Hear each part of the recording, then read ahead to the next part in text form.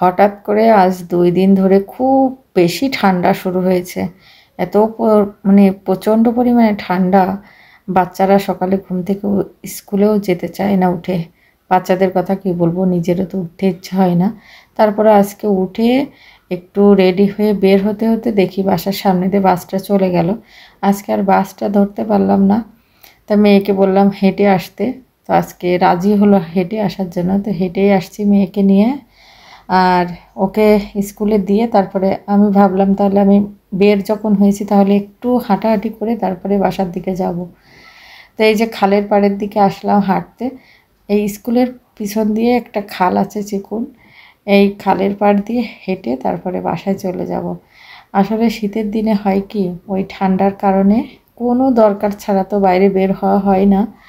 আর গতদিন বরফ পড়েছে, যে কারণে আসলে বেশি ঠান্ডা শুরু হয়েছে। দেখুন পাহাড়ে সাদা সাদা দেখা যাচ্ছে, এগুলো কিন্তু বরফ। যদিও শহরে বরফটা ওইভাবে জমেনি, তবে পাহাড়ের উপরে আছে। আর এই যে এখানে দেখুন একটু সবজির ক্ষেত করে রেখেছে। এত মানে এত পরিমাণে ঠান্ডা, তারপরেও কিন্তু সবজিগুলো আছে। বেশ ফুলকপি, বাঁধাকপি এগুলো তো দেখছি বেশ সুন্দর গাছ আছে। আর সামনে দেখুন যে পাহাড়গুলো দেখা যাচ্ছে, এই পাহাড়ের উপরে কিন্তু সব বরফ পড়ে আছে। আর এত পরিমাণে সত্যি এত বেশি ঠান্ডা যে হাঁটতেও মন চাচ্ছে না। তো ভাবছি যত তাড়াতাড়ি সম্ভব বাড়ির দিকে চলে যাই। এখন এখান থেকে হেঁটে বাস ধরবো, সামনেই বাস স্টপ আছে। বাসে উঠে তারপরে বাসার দিকে চলে যাব। শীত হোক বা গরম, দৈনন্দিন কাজ আমাদের সবারই করতে হয়। এই সাইডটায় আসলে না আমার কাছে অনেকটা দেশের গ্রাম অঞ্চল মনে হয়। তো এই সাইডটাতে সকালবেলায় হাঁটতে খুব ভালো লাগে। তবে এত ঠান্ডায় না, গরমের দিনে এই সাইডটাতে হাঁটতে খুব ভালো লাগে। আর এই যে হাঁটতে হাঁটতে বাস স্টপের কাছে আমি চলে এসেছি। আর এখানে এই যে একটা চেরি আপেল গাছ আছে, আমি তো এটাকে চেরি আপেলই বলি। এটা খেতে কিন্তু অনেকটাই যে আমাদের দেশের কুল বড়ই আছে না, টক কুল, ওরকম। তো আমি কয়েকটা ছিঁড়ে নিয়ে আসলাম, বাড়িতে এনে লবণ দিয়ে খাবো। তো বাসায় চলে আসলাম। বাসায় এখন অনেক কাজ আছে, এখন টুকটাক বাসার কাজ করব। আর এই যে আমার গাছগুলোতে এত ঠান্ডার ভিতরেও কিন্তু ফুল হচ্ছে। ফুলগুলো যদিও ছোট ছোট হচ্ছে, তবুও তো হচ্ছে। তো ফাইনালি এখন ঘরে চলে আসলাম। এখন তো ঘরের টুকিটাকি কাজগুলোকে সেরে নিই। আগে ড্রয়িং রুমটা একটু সুন্দর করে গুছিয়ে নিই, ক্লিন করে নিই, তারপরে যাব কিচেনে। বাচ্চা কাচ্চা ঘরে থাকলে যতই সুন্দর করে গুছিয়ে রাখার চেষ্টা করো না কেন, ঘর তো একটু এলোমেলো হয়েই যায়।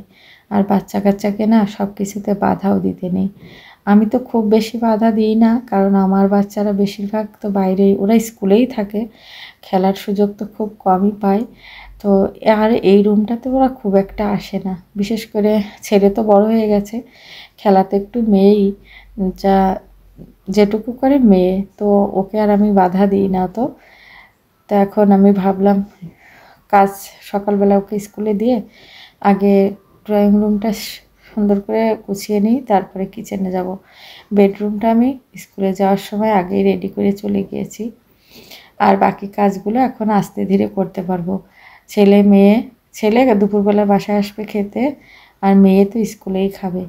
এখানকার সিস্টেমটা ভালো, বাচ্চাদেরকে একবার স্কুলে রেখে আসতে পারলে ওরা স্কুলে সারাদিনই থাকতে পারে। ওখানে খাওয়ার ব্যবস্থা আছে, খেলাধুলা সব কিছু। আর আজকে আর ওর স্কুল শেষে দপ্প স্কুল হয়, সেটাই আর যাবে না। আজকে ড্যান্স স্কুল আছে, এই জন্য আজকে আবার 4:30টায় চলে আসবে।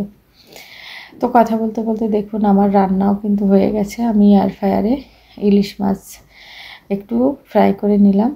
এখানে ডাল রান্না করা আছে, আর এই যে চিকেন রান্না করে নিয়েছি। বেশ ঝাল করে আলু দিয়ে চিকেনের ঝোল করেছি। তো আজকে দুপুরের মতো এই যে রান্না বাড়া শেষ। সবাই ভালো থাকুন।